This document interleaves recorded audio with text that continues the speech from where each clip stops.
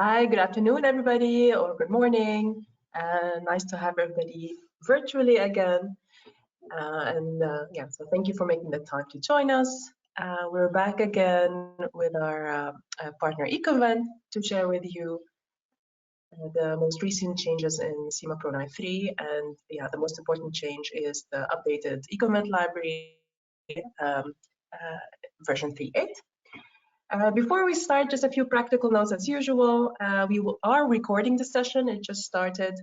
We will make the recording available on our SimaPro Help Center in a couple of days. And throughout the session, just feel free to type in any questions or use the chat to provide us with your comments. And we'll stop the speaker to ask the question if it's relevant or save them up till the end for the Q&A. So we have 1.5 hours. We might take up the whole time, or not. We might finish a bit earlier, depending on the number of questions. So a little bit about Pray, for those of you who don't know us already. Since 1990, Pray Sustainability, who are the developers of SimaPro, have aimed to empower LCA practitioners, sustainability experts, and business managers to get the facts right. Our core values are innovation, transparency, and we are firm believers that collaboration is the only way to increase impact. So that's really one of our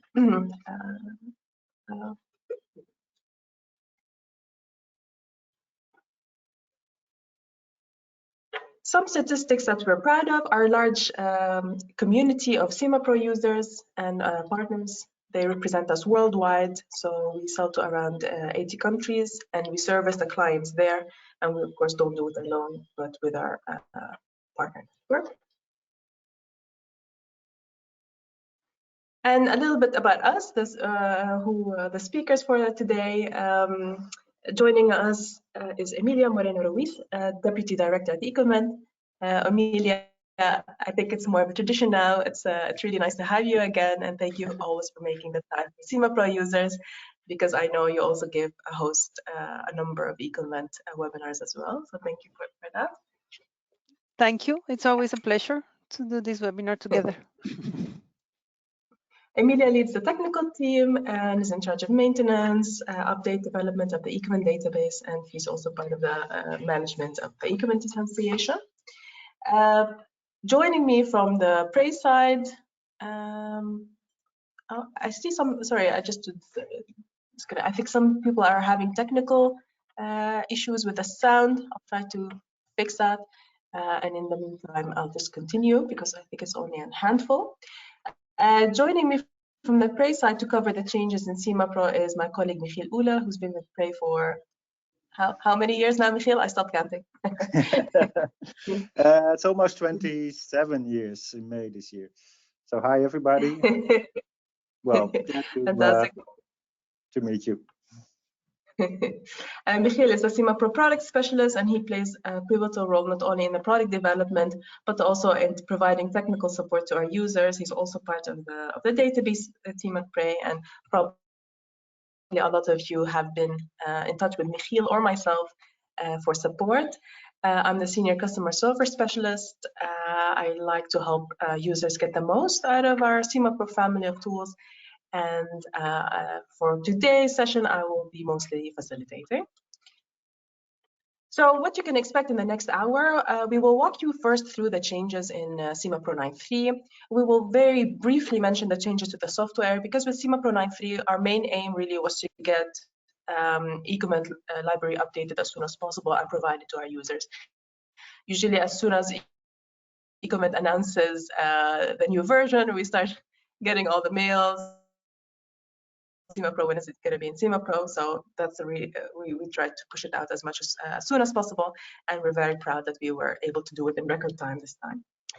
And then we will go quickly through the library changes. So of course, Emilia will go through the changes for Ecoinvent 3.8, and Michiel will cover the rest, in addition to what's new and updated on the impact assessment methods front. And finally, we will go through a few things and best practices to keep in mind when you're doing the actual update to SimaPro 9. After our bit, we're going to hand over to Emilia, and she will go over what's new and updated in Ecoinvent 3.8 and show you some really nice user comfort features, as I'd like to see how you can get the most out of your Ecoinvent license.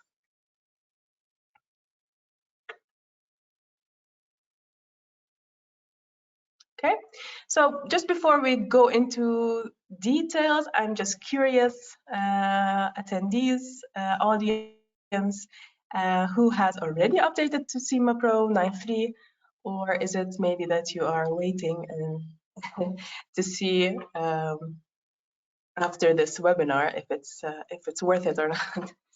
So I just opened the poll, give you a minute or so to answer.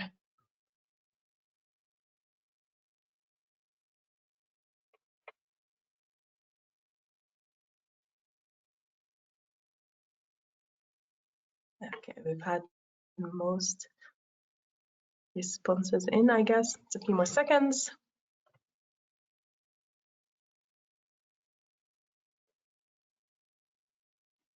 Okay, gonna share the results.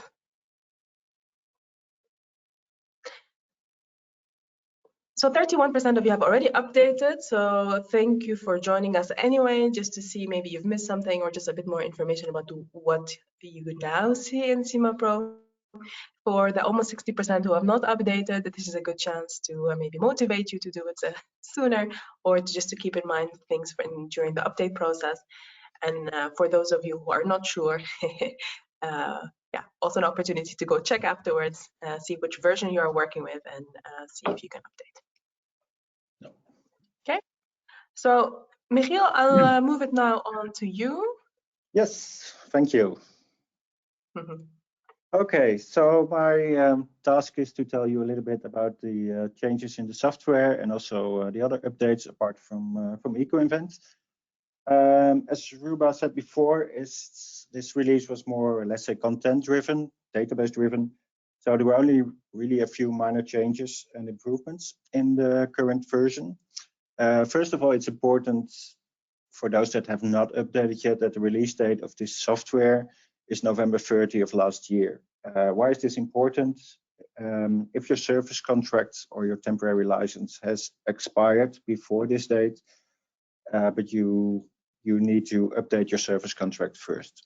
Some of you have updated your service contract and have received new registration codes, but have not entered those registration codes yet in SimaPro. So during the update, SimaPro thinks, oh, this is an expired license, I cannot update. So please check if you have entered this key before, and if you do the update, this service contract should be valid until November 30 or later. Once that is done, you can run the software update and other things, and Ruba will tell you more about it later. So we have a few minor changes and improvements. I highlight a few most important ones. Many of you asked us for a feature to exclude unused parameters when you export to CSV. Parameter function in SimaPro is a really popular and powerful one. So we see that a lot of people make use of parameters, and not only one or two parameters, but literally hundreds. And if you copy a parameter from one project to another or via CSV, you typically exported all of the parameters in that project. That's due to the way that SimaPro implemented parameters in the past. Yeah, you could say we regret it now. We try to fix this.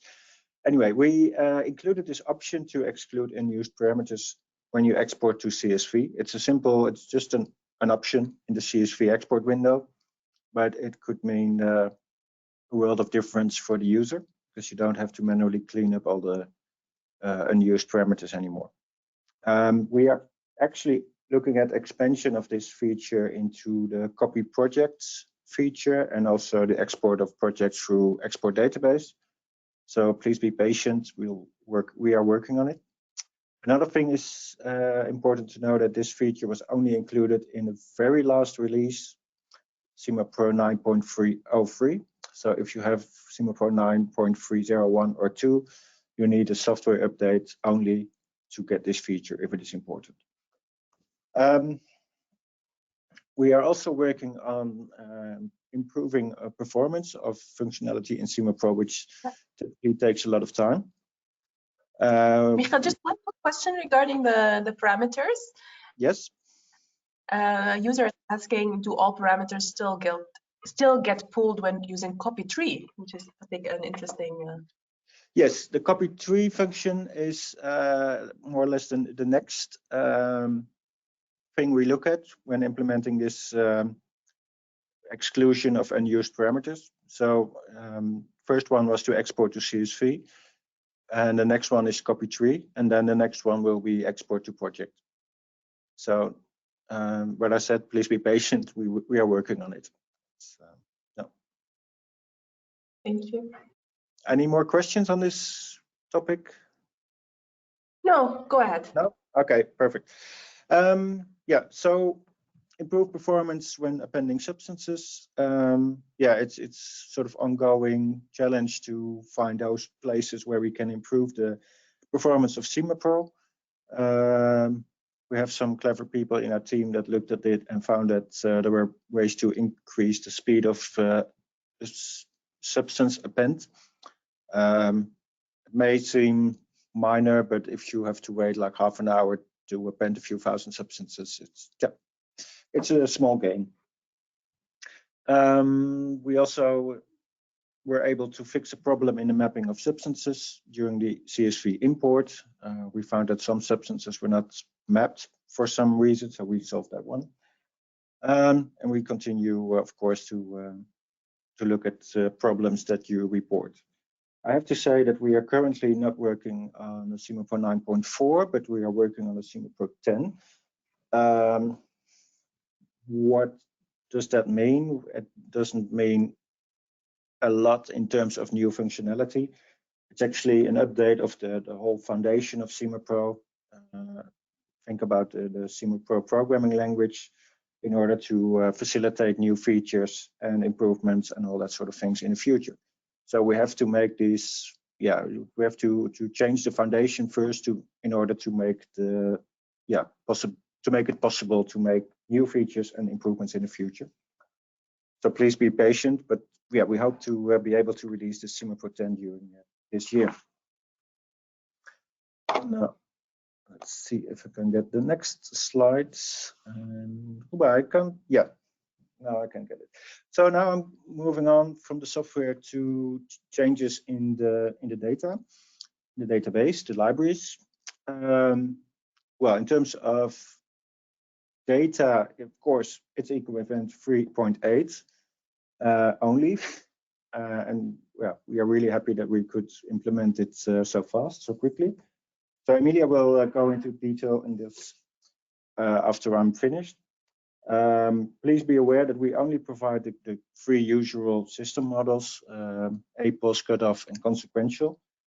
With this update, Ecoinvent has released an additional model, the allocation cutoff EN 15804, and we do get a lot of questions about it. We are currently in the progress of conversion, and it will be available later as a separate download for people that really want to use it. And I have to say this will be available at an additional cost. And yeah, we are currently deliberating what that additional cost will be, and we will inform you in due time if we know more. But please be patient for that.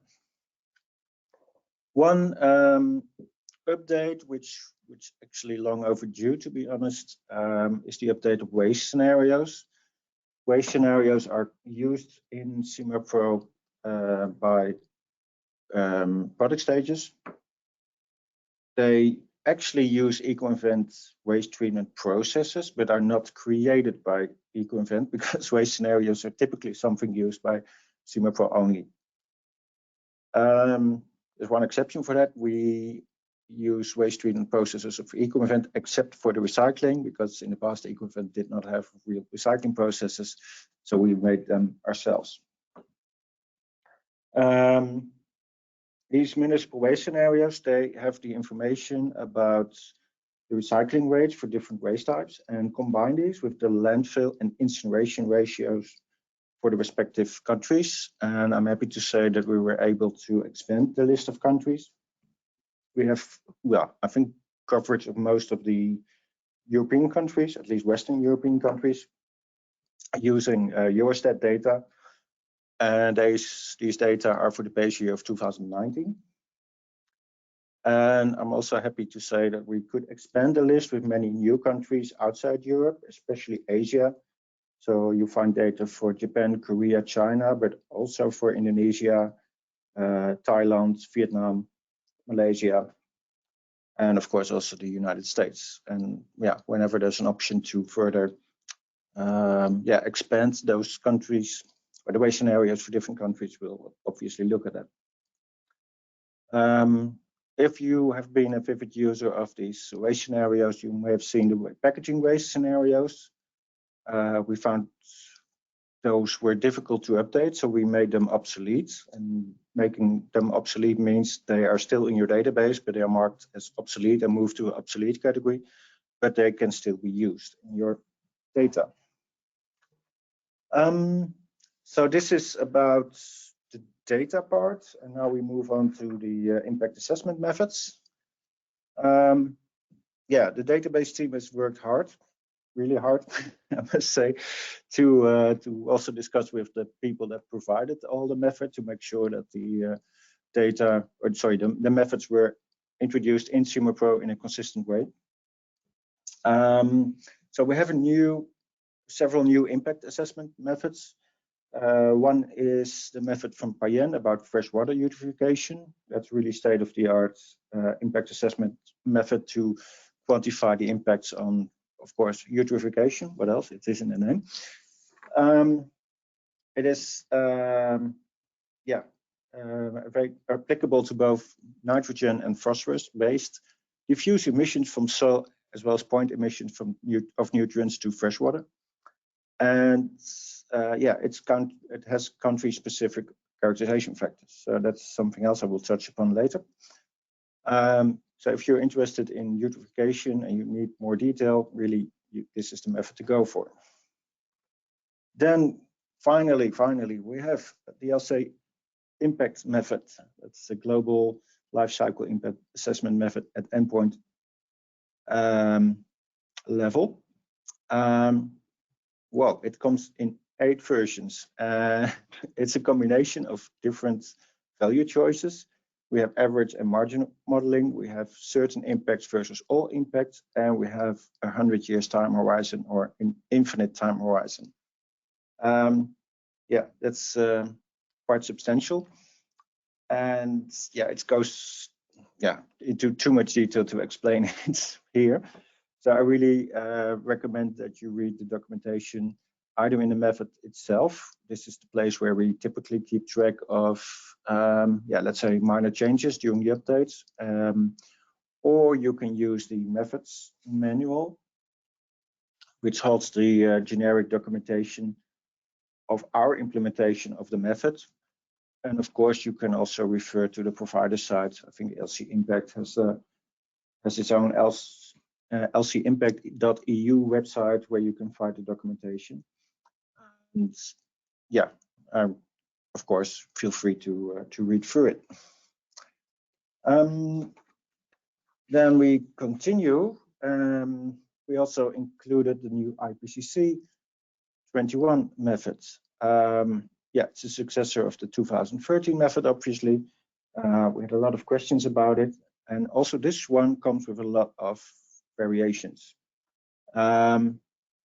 We included several global warming potential methods for different time frames. And we also included now the global temperature potential for 100 years. According to the GLAD recommendations, the GWP20 and the GTP 100 are to be used for sensitivity analysis, and the GWP 100 is the one to be used for, let's say, the default carbon footprinting. We included methods both with and without CO2 uptake. The reason that we do that is that we see there's a lot of, let's say, unbalanced data.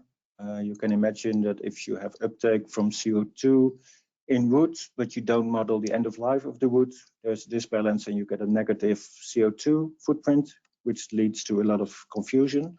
So that's why we implement both the methods, both with CO2 uptake and without CO2 uptake. If you look into the methods, you will find a separation of the in different categories: fossil fossil global warming, biogenic uptake, and land use. So I think this will help a lot of people to update their carbon footprinting.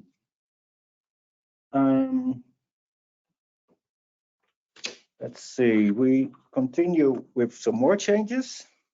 As I said, our database team has not been quiet, or worked hard. USTOX is a UNEP CTEC consensus model for characterizing human toxicological and ecotoxicological impacts for chemicals. It had a corrective update. So yeah, for those that want to know it, please refer to the documentation. Another interesting thing is that we now implemented a lot of regionalized substances in the SimaPro database. And the regionalized substances are listed on the right-hand side. So we have a long list of raw materials, some airborne emissions, waterborne emissions, and emissions to soil. So for all these flows or substances, we now have a country-specific or regionalized substance with country code behind it. And that means we can now apply more regionalized impact assessment methods.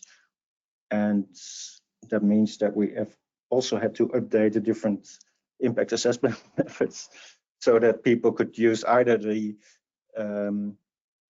regionalized flows in their inventory model or use regionalized flows with the impact assessment methods. Interestingly enough, there were already a number of spatially differentiated methods or regionalized methods, notably the EF3 and related to that the EN1584 method. Also impact will plus and the recipe, both endpoint and midpoint were also spatially differentiated, and we updated those methods to reflect that. With all those updates, it also means we had to say goodbye to a number of, let's say, older methods, which were not really, let's say, relevant anymore. We have said goodbye to the EF method adapted. This is followed up by the EF3 method. And IPCC 2013 clearly has been replaced by the latest IPCC 21 method. So yeah, we hope that these methods can bring you more insights in your modeling work or analysis work. It's a lot of work for us. We have done our best to check and test and all that sort of things, but it's always possible that you find something. So should you have questions or find an error or that sort of things, feel free to report, and we try to correct it as soon as possible. Then the remaining question is how to get all that data in SimaPro, and that's something we have an update procedure for. Ruba will now explain in a little bit more detail how to do this. Can I hand over to you, Ruba? Yes, or are there questions? Sounds good. Thanks, Michiel. Maybe we have had a few questions about the methods and waste scenarios that I'll pick up after this. But we can already move on to the update procedure. Indeed. So I just want to mention there's some confusion about which instructions to use when you're in the updating. There are step-by-step instructions on our help center. And there we have usually two manuals, one which is just a regular, what we call update manual. And that's basically if you've been a loyal updater and, you've updated from 9.2 to 9.3 and then 10 and so forth, and you haven't missed any updates. there's another manual which is called the full update, and that's just in case you've missed one of the updates in between. So let's say you're jumping from SimaPro 9.1, which I think included Ecoinvent 3.6, for example, and you're jumping directly to update to SimaPro 9.3. So you've missed an update for any reason in between. Using the full update manual, it will kind of it's a kind of a cumulative update, and it will just update everything for you at once instead of doing these incremental updates differently. So the thing is, my tip for you would be, don't just look at the software version, because what we've noticed more and more recently is some people tend to just update the software and then think they're done with the update and have updated their database.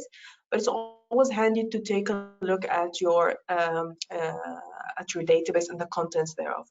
So, for example, right now, if you haven't updated yet, you can do a quick check. If you have Ecoinvent 3.7.1, use the regular update instruction. If you have an older version, like 3.6, for example, you can skip and just do the full update manual. By doubt, and if you're not sure, you can always just do the full update. You know, it's just the reason we split it is, like I said, it adds up, so it's a cumulative file of all kinds of updates. So the files tend to be larger, so the process can take longer. And just one thing I'd like to mention, we are in the process of, well, final stages, I should say, of creating a really nice update video. So instead of reading the manual, hopefully the video walks you through the generic steps. But yeah, one thing actually I should stress is you should always check the manual, because every update is unique in a way. You know, it could have a specific step, an additional conversion, or something like that for a specific version number. So it's always good to read the instructions carefully. In a nutshell, the update procedure contains a number of steps. First, you have to update the software components, which is pretty straightforward, especially if you're using a single user license. For a multi-user license, there are additional software components involved, which are not always managed by the SimaPro user. It's usually by the IT, and that's why we recommend that all these updates are done by your IT. So first update the software and then do the update of the database, and that basically means importing the, for example, update 903 and 930 database, or the full 930 update database in your working database. So let's say your working database is the professional database. You open it up and you import the update database in it. Once you're done with the update and the import, which could take, like I mentioned, a couple of hours, you have to append the substances to make sure that it's still valid and the methods can pick up the right substances. And then afterwards, you can even delete the update database. So the update database is really just to be used for purposes of importing in your, continue working in it. You should continue working in your professional database. You can always do a quick check at the end of the update just to see, okay, if you have version 3.8 or not. If you don't, that means something went wrong, or you just did the software update, I'm afraid. And you should read the instructions carefully. An additional step, which is optional, is replacing obsolete Ecoinvent processes. And we have their replacement files that are cumulative. So whichever Ecoinvent version you're coming from, I think starting 3.1, you can use that file to update some of the no longer supported processes. We have a handy article on the Help Center, which kind of helps you understand, okay, what can I expect from a desktop release? What happens to my methods? What happens to my to the data? Will the results of my projects change? Why or why not? So I advise you all to take a look at this article. And I think that's it from me. Before I switch on to Emilia, maybe we can take a few questions. Yeah, I see a few users who have already updated to SimaPro 9.3 are already asking or mentioning that they don't see the new impact assessment methods that you talked about, Michiel, earlier. So what could have gone wrong? Again, I would suggest to just to double check that you've actually done the database import. You can also do a quick check on the version number of Ecoinvent if you see Ecoinvent 58, for example. And make also sure that you're in the right database, so you're in your professional or whatever. Otherwise, you can always contact support at support@simapro.com. Okay. So, in the interest of time, I'll hand it over to you now, Emilia. Thank you. I'll let you give me presenter rights. Thank you very much. You have those. Okay. And please let me know. Yeah, I think you see my screen all right. And you hear me all right. Okay, great. So let us get started about what can you expect from Ecoinvent version 3.8. I would like to start a bit just introducing us very quickly and the Ecoinvent database just for you, for those of you which are maybe not familiar, maybe some are first time using Ecoinvent database, just very quick introduction, and then we can dive a bit deeper into the contents of version 3.8. So very quickly, the Ecoinvent Association is a non-for-profit association which is dedicated to promote the availability of high-quality data for sustainability assessments worldwide. In its current legal form of non-for-profit association, the Ecoinvent was founded in 2014 by 5 Swiss research institutes: ETH Zurich, IPF Lausanne, PSI EMPA, and Agroscope.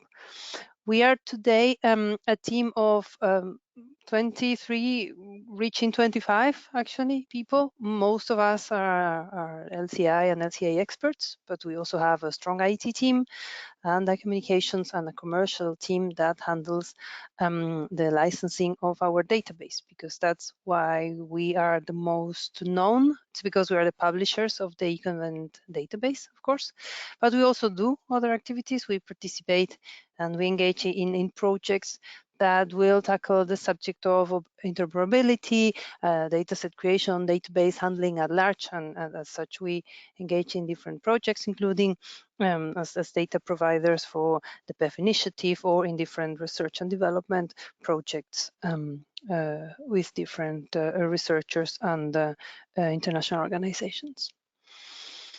Very quickly, the Ecoinvent database, it's a global library of human activities. It will include thousands of processes along the value chain, covering different industrial sectors in the world.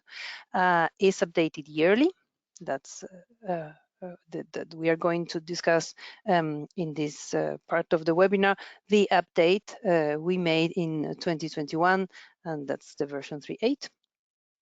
The data providers that feed with new and updated data, the database, they would come from very different sectors and environments. So the data would come from industry or industry associations, or data would be produced in a collaboration with research institutions or universities, or it would come to the database through a collaboration with a national initiative, with a national database that decides to host or publish the data within Ecoinvent database. Before publication, the data would go through an internal review for compliancy and consistency with the Ecoinvent methodology, and of course through a deep external review, which is done by external editors. That's our editorial board, and it is a group of experts in the different sectors that the database covers, which are many. As you can see in the slide, kind of a summary of all the different sectors that have bigger coverage in the database. And that can go from crop production to construction materials, energy supply, transport, wood production from the forestry to finished goods, chemical production, end-of-life processes, resource extraction, machinery, metal extraction, and refining, and more. In its latest form, so version 3.8 that was published in 2021, the database contains 18,000 activities representing 4,000 products, representing the manufacturing or the trade of 4,000 products.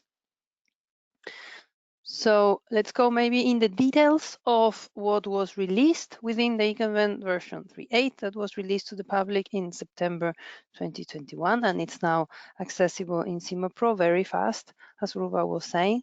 The Ecoinvent version 3.8 adds 360 new activities to the Ecoinvent version 3.7.1 and updates 700. It adds also 50 new products to the database.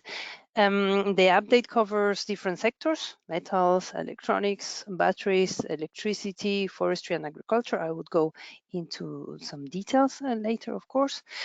We also add new methods. This is probably not so relevant for you as users of the Ecoinvent database within the SimaPro software that calculates the scores, and Michael has detailed all the updates that SimaPro has done on the method level. But we also calculate our own scores, and in that regard, we have updated some methods. The focus of this version, nevertheless, is very much on the user experience. Ruba was mentioning this in the beginning. We made a big effort in Ecoinvent to improve the user experience and the comfort features we offer to the users. So in that regard, we added a new system model that's suitable for EPD practitioners. We added, created a small Excel tool, a more Excel help to calculate GHG, also scopes 2 and 3 for the GHG protocol. And we also rebranded our website. So we have a new website with new sections and new content.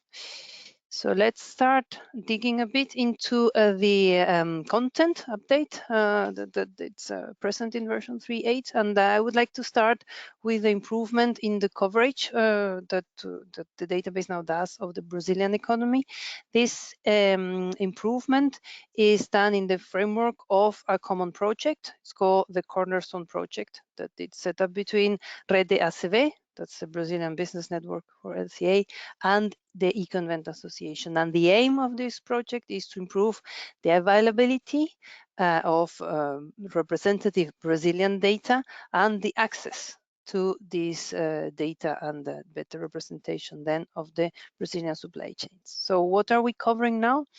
In version 3.8, we have updated the extraction, import, and distribution of crude petroleum oil and natural gas, the production of biodiesel, all the way to the certification of fatty acid methyl ester, distribution of diesel for transport, and the road freight transport by lorry that now is able to model this blending of diesel and biodiesel that is present in the Brazilian transport. Also, the data has been updated in the refinery. The data has been updated to reflect or to benefit from this country-specific supply of crude oil all the way to the petroleum refinery operation by properly linking the activities one to the other. The work was done, as I said, in the framework of this Cornerstone project and with the collaboration of ACB Brazil. As is with every release, we have updated the attributional electricity markets for most countries present in the Ecoinvent database. The reference year now is 2018. Exceptions would be US, Canada, and Switzerland, where the reference year is 2019. We have also updated the transformation losses, which are also now valid for the year 2018. Based on International Energy Agency and trade statistics. We have updated the losses both in the transformation from high to medium and medium to low for all updated markets. The data was updated and then reviewed in collaboration with ETH, Zurich, and PSI. There is an addition also to the energy sector that has been done in the version 3.8. We have added, or 2 technologies have been added related to energy storage, compressed energy storage, and adiabatic compressed energy storage data sets have been added to the database. I would like to move now to the electronic sector, which has been quite thoroughly remodeled. For this version 3.8, we have added new data sets on consumer electronic devices. We have added a smartphone and a tablet, and we have heavily updated the data for the laptop. And this is data based on the latest literature available data reviewed by experts or by editors with a long data history, in the industrial sector of electronics manufacturing. So the database contains now the data set relative to the production of those devices, including the necessary new printed wiring board and new liquid crystal display that are needed for the devices. And it also includes the necessary end of life of the devices that I have mentioned. The electronic components have also been adjusted, that have also been updated to allow a more accurate modeling of the value chain in the end all the way to the devices. So that means that the components have been adjusted in order to make them more realistic and in order to allow them to provide the more accurate results at the level of the devices. There is more that should be expected at that level for 3.9, mainly on the components side. So we would keep on at this moment now really updating and improving with new data the coverage of components that the database does. In the same line, we have also added new data for batteries. So Ecoinvent 3.8 includes now a new data set for 3 types of lithium-ion batteries under production. You can see them listed in the slide. I will go for the abbreviations: NCA, NMC 111, and NMC 811.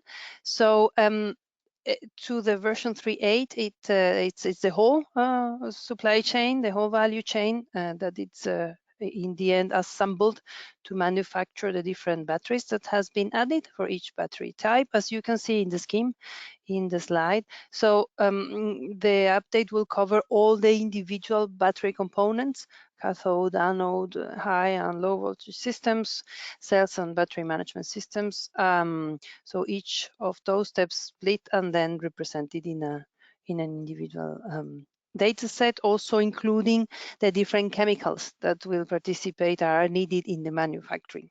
A warning about this data: if you check, and I will direct you, or I will show you later where this information can be easily retrieved, there is an identified and known issue in the supply chains. There are 2 chemicals from 2 of the battery types that are not properly contributing to the value chain. This causes a small distortion in final results. We made a full analysis that you can read more about and then eventually correct the value chain for yourself if this has it's really in the focus of your study. So I will let you in one of the following slides, I will point you to where the known issues can be found in our webpage. And in addition to the lithium-ion batteries, there is a new data set on a valve-regulated stationary rechargeable lead-acid battery that has also been added to the version 3.8. In that case, the inventory is based on data from the US and was collected and entered together with the University of Pforzheim. the other lithium-ion batteries, where this is a work that was done with the Swiss Federal Laboratories for Material Science and Technology, EMPA, and the geographical location was China, that I just wanted to mention. Before moving to the next sector, I would like to say a few words about which is the metal sector. There are several bigger or smaller updates around the metal sector. The first one is that critical and scarce metals have been updated for the version 3.8. There are now new data present for the production of beryllium, ferroniobium, and scandium oxide produced from rare earth tailings. And there is updated data for the production of ferrochromium, lithium carbonate, strontium sulfate, tantalum, titanium, and for the mining of heavy mineral sands. This is data that was provided by EMPA and sponsored by the Swiss Federal Office for the Environment, the BAFU.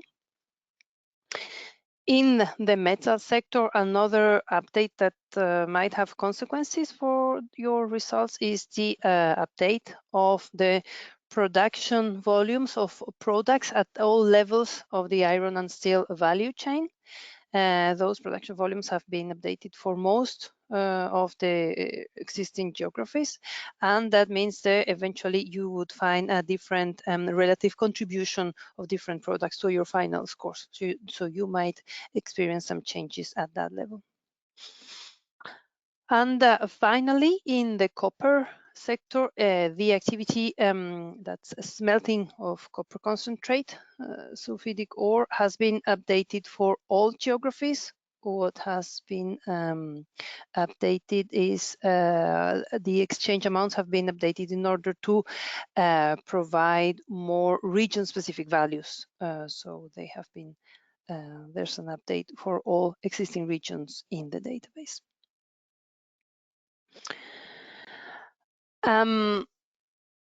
We have introduced new activities related to bamboo forestry and the subsequent production of bamboo construction materials. I've added that to the version 3.8, and the value chain starts with the bamboo forestry and the production of the bamboo culms. And the value chain ends today in the database with the production of some bamboo-derived products like bamboo pole, flattened bamboo, or woven bamboo mat. Those are data sets that cover the main producers of bamboo in the world. So they are representing Brazil, Colombia, China, and the Philippines. They were developed with the support of ETH and the International Organization for Bamboo and Rattan, INBAR. And we should expect more to be added to those value chains with the version 3.9. The more industrialized derived products from bamboo, such as glue laminated bamboo and others, will be also added to the database. We continued with the version 3.8. We continued our efforts to keep on updating data on the chemical sector, but also keep on strengthening our collaboration with the industry in order to do so. So one of the things we did is we updated the styrene production together and with a close collaboration with Plastics Europe and other manufacturers.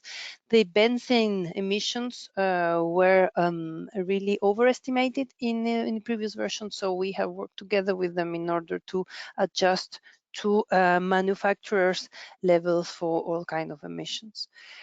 Otherwise, we have also,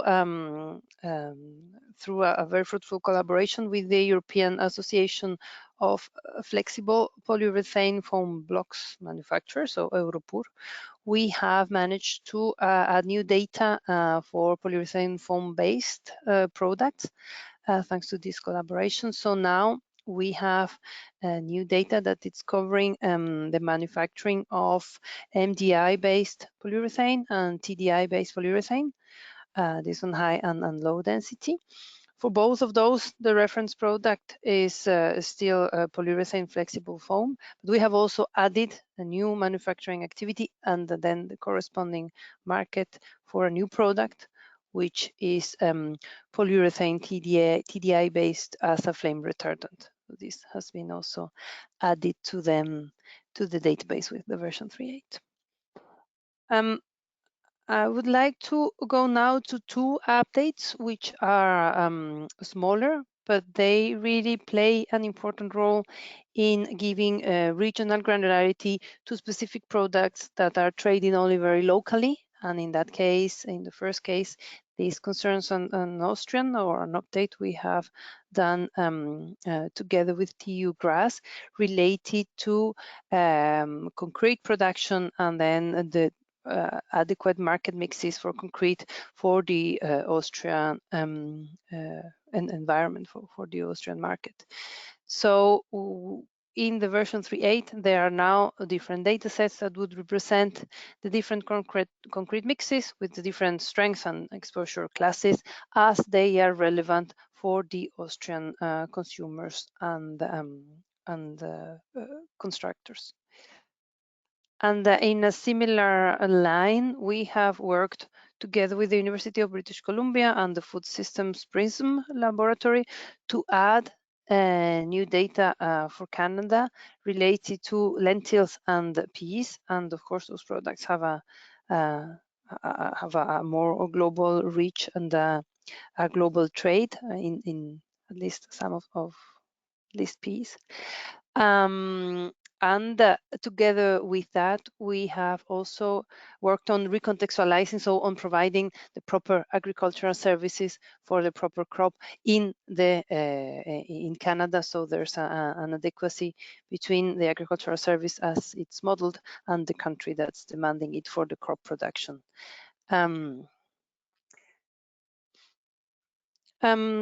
I would like then now to wrap up the content related part of the section on Ecoinvent by mentioning the correction that we have done in air transport. So we have corrected air freight transport datasets, all holes, and that is dedicated freight and belly freight. In the previous versions, since they were late the last time updated, since version 3.6, so version 3.6 and 3.7.1, the consumption of and 3.7, of course, the consumption of kerosene and the corresponding emissions were underestimated. So we have now corrected this in collaboration with the original data provider, which is the consultancy Infras. And this correction is then leading to significant changes in the LCIS scores for air transport data. In the Ecoinvent database, this input of transport is only used by 42 activities. So the consequences of the correction are limited in the Ecoinvent database because the air transport is not demanded by so many activities. For a few of those 42, the update of transport has a very relevant impact, and those are the ones named here: green and white asparagus, papaya, pineapple, and strawberry. So the fruits and vegetables that are where a trade with an airplane is modeled in the database. In your projects, that can be, of course, very different. You can have a lot of your projects are considering air transport, or transport is really relevant in your project. It depends on your project, of your product. We have prepared in EcoQuery, so in the portal that gives you access to the Ecoinvent database and the Ecoinvent features through the Ecoinvent website. We have prepared a report that compares results between version 3.6, 3.7.1, and 3.8. It compares amounts, so you can see how you could adjust the amounts in your value chains, and you could see how the correction is affecting your results overall. So we hope this is helpful. Otherwise, please contact us, and yeah, we can try to support you further. Yeah, Ruba. Emilia, before moving on to the next part, I hope if we can take a few questions regarding the content. Of course. Yeah, there were a few questions about bamboo, if bamboo cotton or bamboo textile will also be covered in upcoming releases. Yeah, not in 3.9, most likely not, but this is something that we are tackling in the data creation for PEF, in the large consortium for providing data for PEF that we are participating together with Pre and Blanc, leading the consortium, the three of us.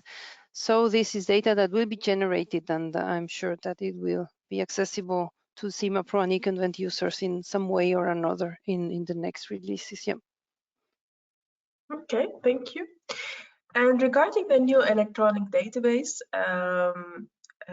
the question is if the new electronics database includes silver-based inks or other metal-based inks. I'm not sure if you know that at the top of your head, or we can. No, maybe we can take those with other more specific questions that then we can answer directly. Mm-hmm. Yeah, that sounds good. And maybe one more, maybe it helps for your next to bridge to the next section. Yeah. If there is a way to export all cost numbers of substances from Ecoinvent in one list. Oh, yes, it is. I'm so glad you're asking me this question. And it will come it will come more in the next slides. But I can say a very quick just answer. We have created what we call now a database overview file, where you should be able to find anything. I mean, we can always improve it more. Please give feedback also. But one of the parameters you would be able to find and use for filtering and eventually export all in one document are the CAS numbers. Great, thank you. Thank you. Okay, so one of the final things, of course, relates to the content, but it's more an added feature that we have finalized now with the publication of the version 3.8, relates to the resource corrections. There's a lot of work we have been doing related to biogenic carbon resource correction, and it's now published with the version 3.8. So first, to introduce the topic, as you all know, when there are data sets that produce several products, and in order to distribute burdens between the products, there's allocation that it's used. Then to do this allocation in the attributional system models in the Ecoinvent database, most of the time, the most frequently used allocation key in the database is price. When when allocation is done using price, this can lead to a discrepancy between the biogenic carbon content of a product and the amount of carbon that it's in the end allocated to it based on the price. Especially the discrepancy will be larger when the product will have a big difference in value in price. So what did we do for that? What we started doing, and published the result already in 3.7.1, we started by reviewing and fixing biogenic carbon balances in the wood and paper sector at the level of the undefined database. You know, the database before we allocate or do any substitution. So for that, we evaluated the properties and then the amounts of the flows, and we corrected and reinstalled the balances. And that is then the basis that have allowed us the resource correction for biogenic carbon. Because what the reasoning we have done is that once in the undefined, the balanced are complete, are assured, the comparison in the balances of biogenic carbon before and after allocation is this, if an imbalance is created after allocation, this is solely due or is completely due to the fact of having used the price for allocation. The imbalance has been introduced by the allocation itself. So then the imbalance is then subsequently corrected by introducing a new exchange, so a new resource that's called carbon dioxide non-fossil resource correction in the affected datasets. And this flow is then used, is taken into account in any method that has a characterization factor for biogenic carbon that it's different than 0. Yes. And with that, I would like to direct you to where can you find more information related to 3.8. This is the general Ecoinvent version 3.8 landing page, where you can find the documentation on the version, our change report, and other related relevant files. The change report explains everything we have done. And you can have the correspondence file that maps one version of Ecoinvent database with the previous one, and you can also have the database overview file. And here is where you can find the known issues related to a published version, as you can see here down in this menu. That's where you can find all the information related to batteries, for example. Okay, and let's explore now quickly the comfort features. What have we done to improve the user experience? We have done a big effort, as I was saying, to try to improve the user experience, and for that we have worked on different aspects. First, we have worked to make available for you more and better documentation for products, for markets, and also for exchanges. We have worked a lot in the CAS numbering, so adding CAS numbers when we're missing, aligning CAS numbers, and improving at that level. And we have also added a section in our new website that is compiling all the information related to the different sectors in the database. We have also made an effort in preparing tools that will facilitate you searching in the database or you understanding the content of the database. And this is the database overview file that I was mentioning before. And we have also given new looks and new content to our data reports that you can download as PDFs directly clicking on the URL link that you have in the datasets in SimaPro, for example. And finally, we have worked to power the use of the database more. So typically, we have added a new system model for the comfort of EPD practitioners, and we also have added, as I was mentioning before, a help to work with the GHG protocol. So maybe I can detail a little bit what is that we have added as information related to the product. We have added product information to all products and services included in the database. They will include a description that is supporting you as users in identifying, understanding what the product is, what the service is, and the information should also help you understand when to use the product. So the idea is to give a description that is short, but allows you to understand, the physical properties or characteristics associated to a product. For example, what is the main final consumer's use or industrial application, then that can give you idea of if you can use it or not for your modeling. And in this product information, we would also give guidance on how the product can be used, in different supply chains or modeling cases. And if the product is a service, we will also give, for example, some information related to what is the lifetime, how to use this service. Does it need to be associated to an input of material as well? Can it be taken as standalone? This kind of information that is useful for you. Don't hesitate also to give feedback on that, and we can improve at that level. As I was mentioning before and related to the question we had, we have added a lot of CAS numbers to almost 500 exchanges, 500 intermediate and 500 elementary exchanges. So a lot of new CAS numbers added or adjusted.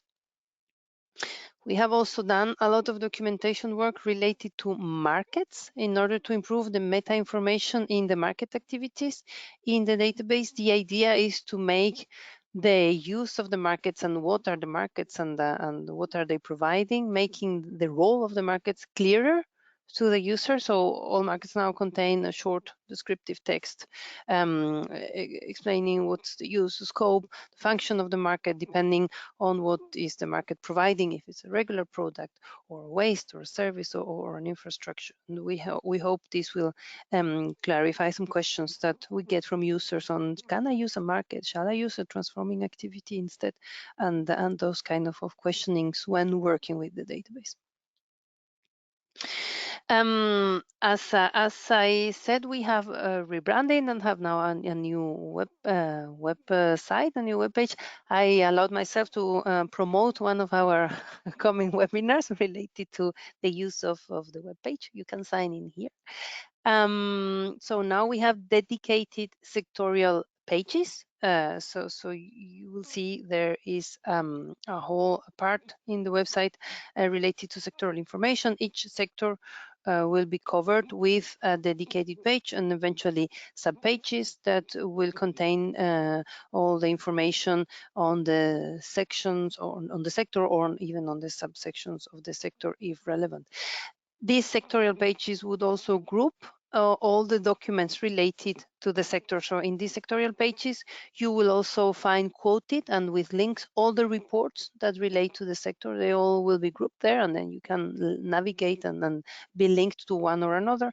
And you will also find all stakeholders that help building the sector, the data providers, the editors. So they are all named here and in a common repository.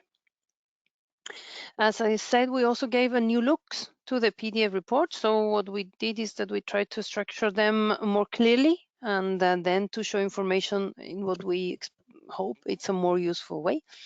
So for example, we have added maps to highlight the geography of the different, that the data set is representing. This is, we think, especially important for the geography that's called rest of the world, which is covering different geographies depending on what are the counterpart regional data sets that are covered with specific data. So there's now a map that will help you very quickly see, okay, rest of the world here means this.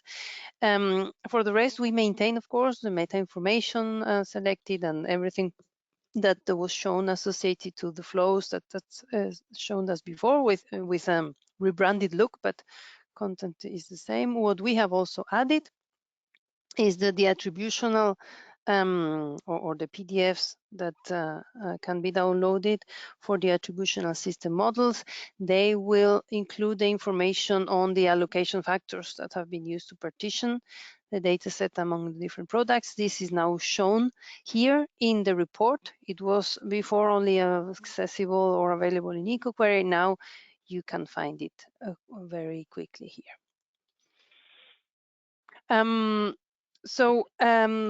We created the database overview. So the database overview, what's that? It's a new Excel file that it's trying to facilitate your search and you navigating and diving into the database. So it will include activities, but also products and also methods, indicators of the Ecoinvent database. So you will have all data sets and products contained in undefined and in each of the system models, and each data set classified and using different classification systems.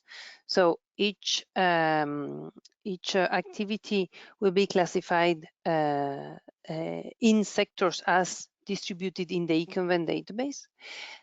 Same activity can belong to different sectors because that will facilitate your search. If you're trying to find a fertilizer, it's handy that you can find it searching for activities on the chemical sector or searching for activities in the agricultural sector. So same activity can be found through different routes and different ways. Each activity is also classified following the ISIC standard. That's the United Nations system for classification of human activities. And we have used 2 levels of the ISIC classification system now. The normal ISIC classification with several digits that we were using until now, and also the ISIC generic section, which is a very general and will give you very big blocks of the database, and to try to then you can refine from there, of course.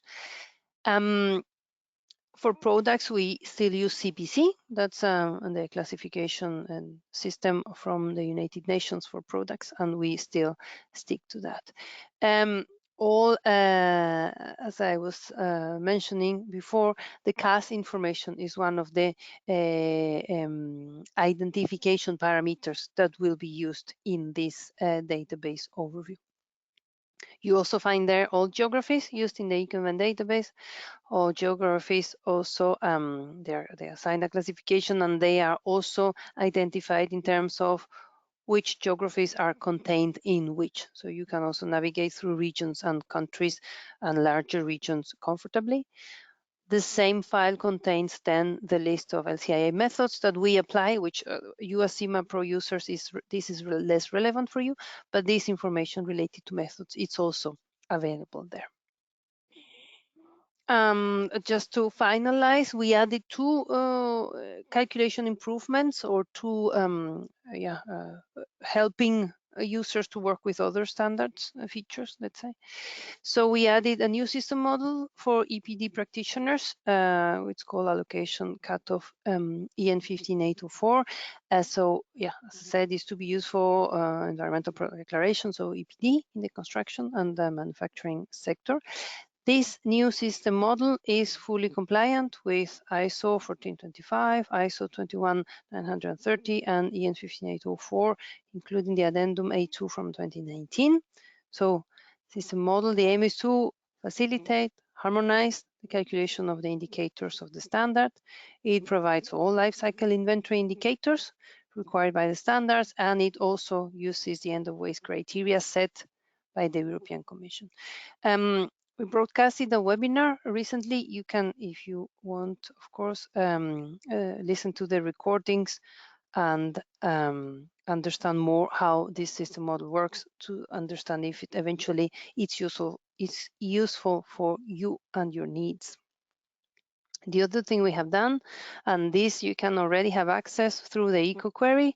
As licensees, you can go to EcoQuery. In the files section, you will already find this calculation help for users of the GHG protocol. So what we're offering there is a help to calculate emissions from electricity according to scope 2 and 3 for guidance from the GHG protocol. So what we are giving now is separated scope 2 and 3 emission factors for electricity producing activities and the electricity markets in this spreadsheet. So using the spreadsheet, it will be really easy for you to find in the files section of the EcoQuery and explore if this fits your needs, and please give feedback also if you want some improvements. I also invite you to another webinar we are preparing in March, I think, related to GHG and how this spreadsheet works and how the electricity sector works with it. And so please sign in if you might be interested in this. And thanks. Emilia, one question about this for the what you just mentioned regarding the EcoQuery access, yeah, the calculator. Is it also available for yearly license holders? Was one question. That's a good question. I believe yes, but that's an excellent question. I believe it is. Okay. Yeah, Emilia, it's really great what you have done the last year, not only in terms of releasing Ecoinvent each year with a new version, but also now what you're telling. It must have been a lot of work, and I really admire it. It looks good, and I think it's very useful for the user, and it really shows that you are the leading data supplier, I think, in the LCA world, or the world actually. coming back to the very beginning, you mentioned this calendar.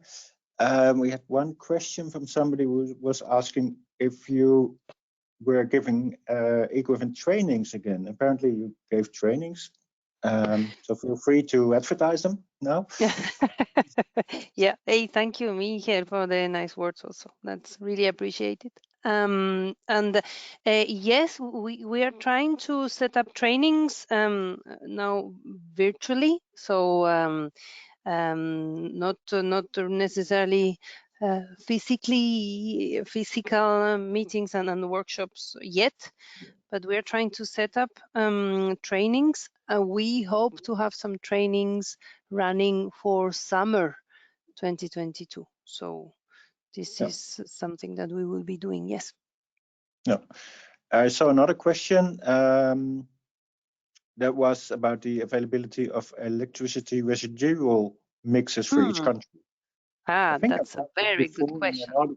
In another webinar, that's yes, this is a very good question, because this is something we are working on it, and also together with the advancement we are doing on the GHG protocol and the facilitating the use of the database within the protocol and so forth. We are doing some work actually, and trying to couple and introduce residual mixes in the database.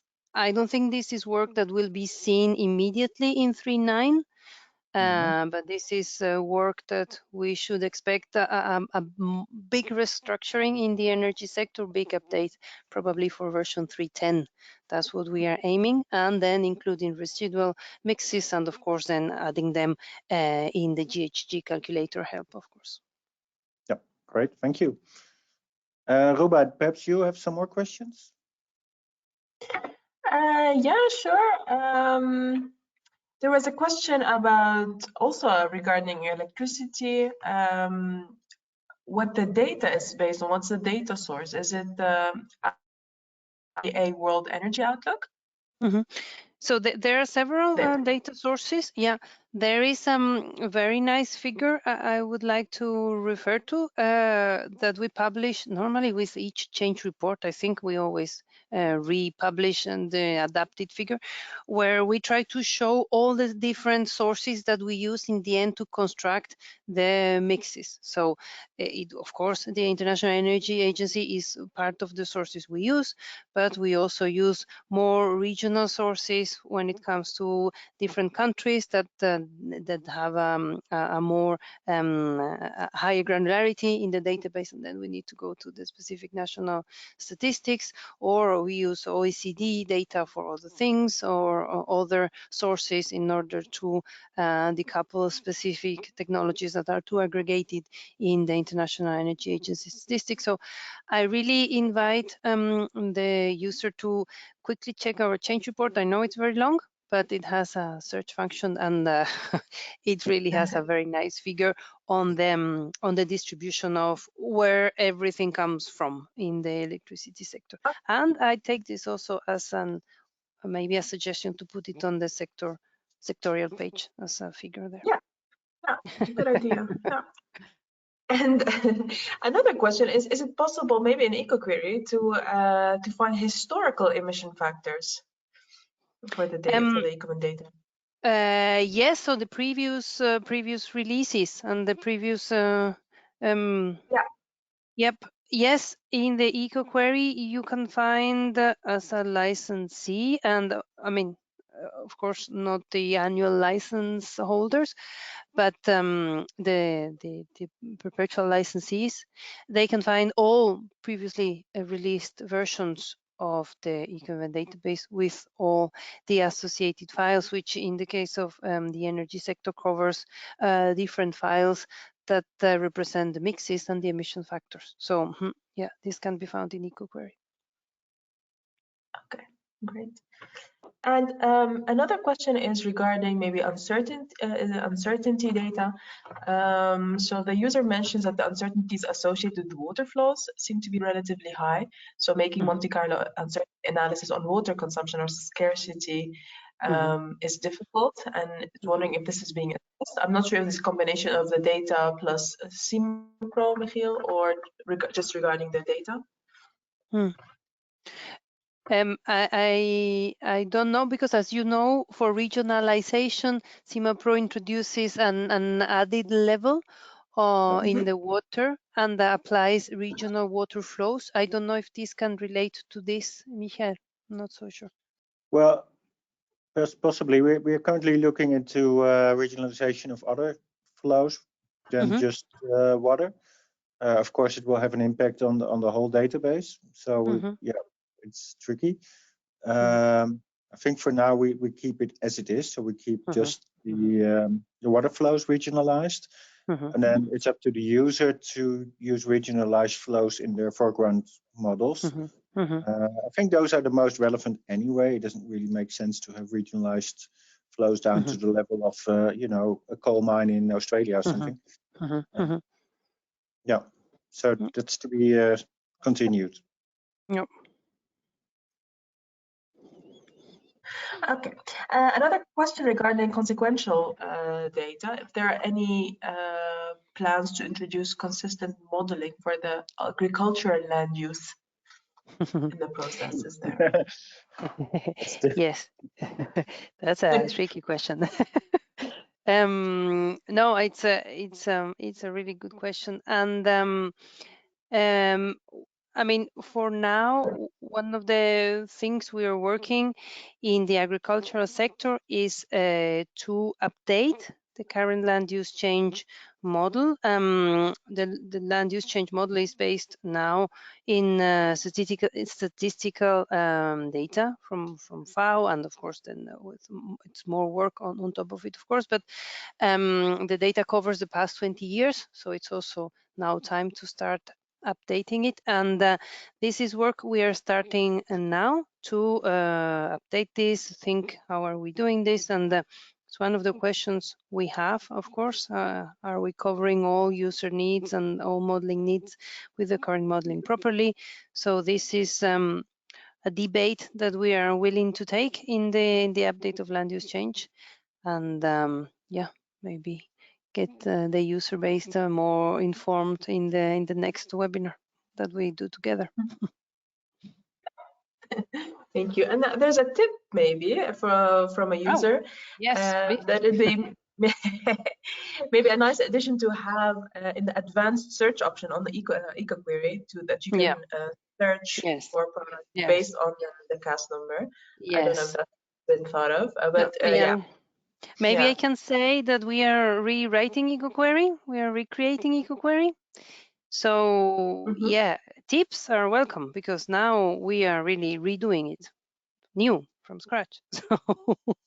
So we can add a lot of fancy things if we want. Yeah, maybe a side note from the SimaPro side that you can search for the substances, and also it's one of the search options. Yes, true. Okay, and we had some questions if this also, if Ecoinvent 38 is also available on the SimaPro online platform, for example, to be used in SimaPro Flow. Yes, it is available already, and there it's just important to realize that the both platforms we're trying as much as possible to align in terms of data and impact assessment methods. The data, we're almost there. I think we're missing maybe the Industry 2.0 library. And the methods we're also working on at the same time. The update processes are completely different. So for the desktop, it's quite a time-intensive process, as I mentioned before, where you have to actually import the data. And in that case, the Ecoinvent library will be replaced by the newer version. However, on the SimaPro Online platform, you will have multiple versions of Ecoinvent alongside each other. And there the process is much easier, because essentially you can kind of switch links from your project, linking, for example, to Ecoinvent 3.5 to Ecoinvent 3.6 or a later version. So some users had questions about it, and I will follow up afterwards for any specific.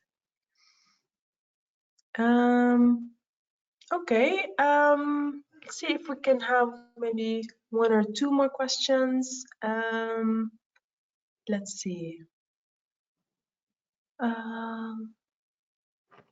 If it was Emilia, for you, for EcoQuery, would it be possible?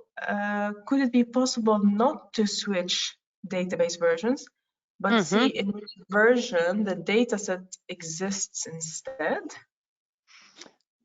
So to find the data set and then be able to compare through different versions. That's it. Yeah, that's a good tip. I take it. Okay. Yeah, and another SimaPro user is asking if it's possible to only update the software and not Ecoinvent. Yes, that is possible. So if you just run the software update, then you can have the bug fixes and small improvements and such. But then the underlying database, which includes all the projects and the libraries, will not, will remain unchanged essentially. So these are really two separate components, and updating them, just the software means no change to your database. So Ecoinvent will remain as is. It's just important to keep track, if you missed a database update, to just make sure to use the full update instructions, as I mentioned earlier, to make sure whenever you do decide to update, that you update to the latest version in one go. Yeah. All right. Michiel, is there anything else you want to pick up from the questions? I know we have quite a few. Some of them are quite detailed, so I think it's better maybe to just look up to have the time to dig into the answers. There's quite a lot. I think we went through most of them. Of course, we cannot answer them, but we can answer them via email. Great. Yeah. Yeah, I think we've come to the end of this webinar, and I want to thank the audience for their attention, and I want to thank Emilia for her interesting talk, which I keep up the good work. And Ruba, thank you too. I cannot say thank you to myself, but that would be weird. Yes. Thank you, Michiel. I'll say that. Yeah, thank you. Thank you all for your attention and for the questions. Yeah. I think we will probably meet again, Emilia. Yeah. Yes. Yeah. Thank you also from my side. It's always a pleasure, and thank you to the audience. And Ruba, Michiel, thank you very much. Welcome. Yeah. And please be sure to check out the recording and also the recordings Emilia mentioned, and you'll hear from us more once more, I guess, once the new system model is implemented in SimaPro. And later on for upcoming versions. Thank you so much for your attention, and we will follow up again with the open questions via email. Yeah. Thank you. Should you have any questions related to the update or SimaPro or perhaps the data, you can reach out to us via support@simapro.com, and we'll try to answer you as soon as possible.